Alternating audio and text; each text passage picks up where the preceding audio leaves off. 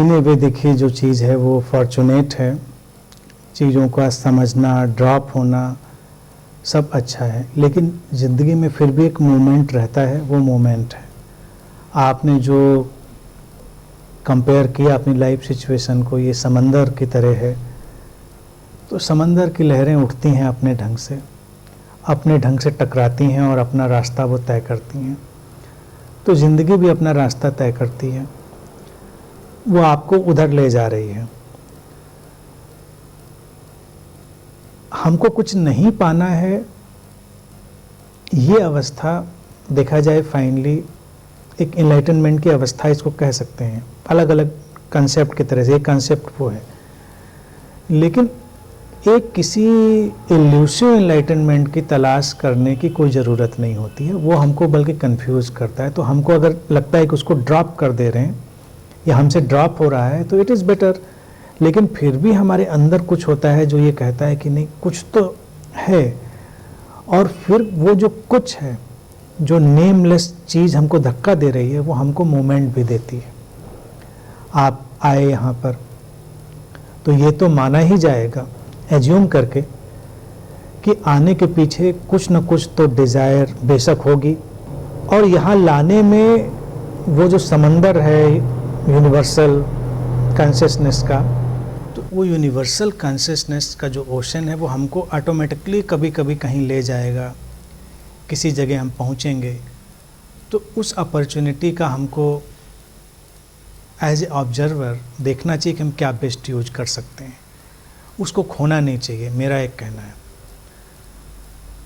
मेरा ढंग आप लोग जान ही चुके होंगे, बहुत डिटैच्ड और रिलक्टेंट रहता है। मैं किसी को कभी किसी बात के लिए फोर्स नहीं करता, कहता नहीं। कोई बहुत दूर से भी चला है, मंगल ग्रह से भी मेरे पास आ जाए, तब भी मैं उसको बहुत वो नहीं कहता है कि भाई आए हो तो कुछ इसका उपयोगी करो। अगर वो कहता है कि बस जा रहे हैं, मैं कहता हूँ ठीक है। लेकिन इतनी बात तय होती है, अगर कहीं कोई दूर से आया है तो उसकी पूरी बीइंग उसको कुछ तो गाइड कर रही थी, तो उसका उपयोग हो जाए तो इससे बेहतर नहीं होता।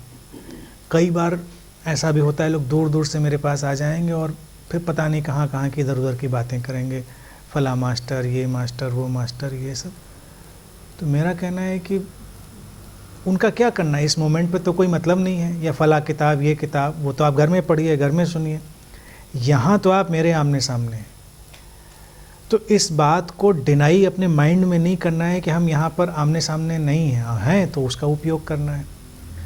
तो वहाँ से कोई चीज़ क्लिक करेगी। और एक चीज़ आप यकीन मानिए कि चाहे वो यूट्यूब के थ्रू आएँ या अननोइंगली किसी भी चीज़ के थ्रू आएँ, जो जहाँ पहुँचता है वो उस सिंक में होता है। ये एक मिस्ट्री है कि वो उस हार्मनी में होगा बॉडी माइंड, जिसको वहाँ से कुछ क्लिक होना होगा।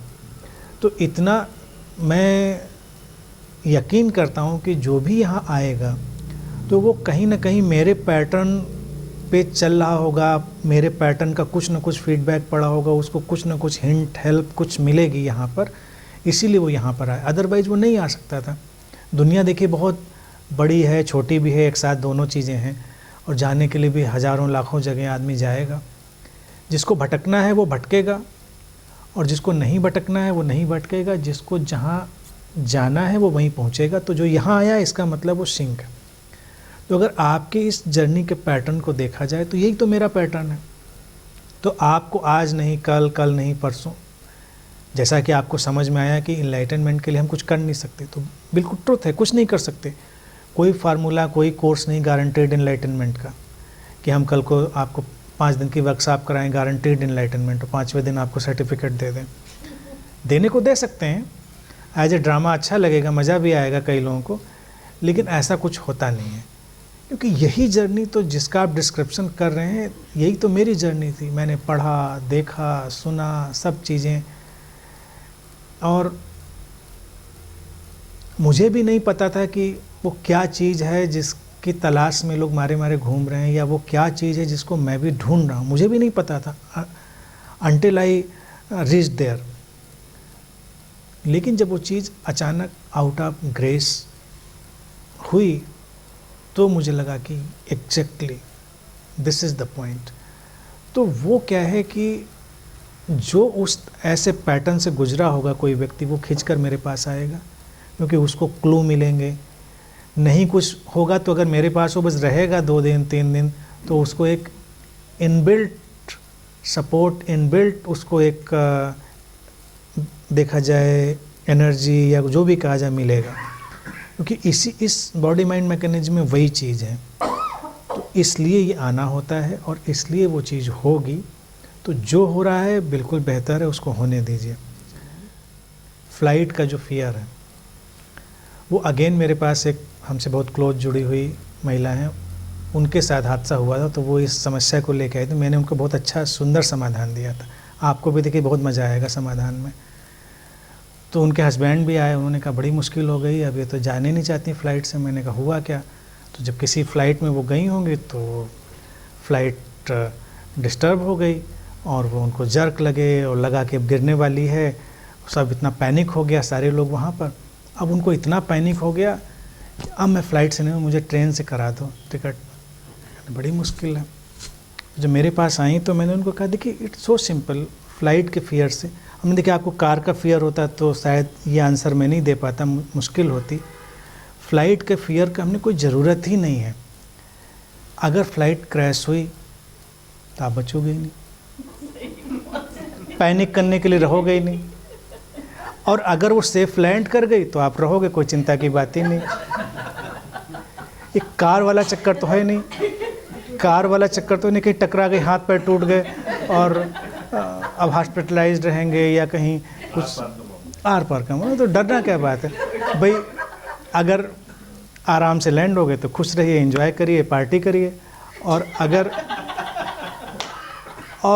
अगर कुछ गड़बड़ हुआ फ्लाइट में तो टेक्नोलॉजी इतनी अच्छी हो चुकी है ये कि फिर पैनिक करने वाला ही नहीं होगा। तो चिंता की तो कोई इसमें बात ही नहीं। प्रैक्टिकल आपको 1-2-4 बार अपने को समझाइए, चिंता किस बात की भाई। अल्टीमेटली अगर क्रैश हुई तब तो कुछ होना ही नहीं, बचना ही नहीं है, चिंता किस बात की। और नहीं क्रैश हुई तब तो उतर ही जाएंगे, घर में आ जाएंगे। तो ये जब आइडिया दिमाग में डाल लेंगे तो डर की कोई बात ही नहीं, आराम से आप बैठेंगे, जाएंगे, उतरेंगे, घर चले जाएंगे, झंझट खत्म।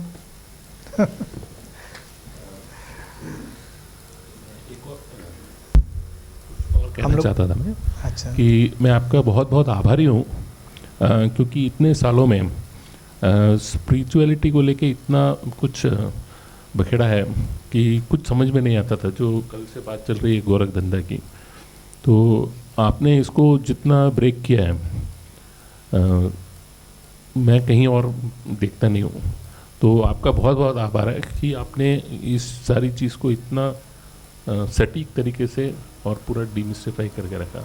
वरना मेरे जैसे बहुत सारे लोग हैं जो भटक रहे हैं, तो आई एम श्योर जैसे आपको हेल्प मिल रही है ऐसे बहुत लोगों को हेल्प मिलेगी।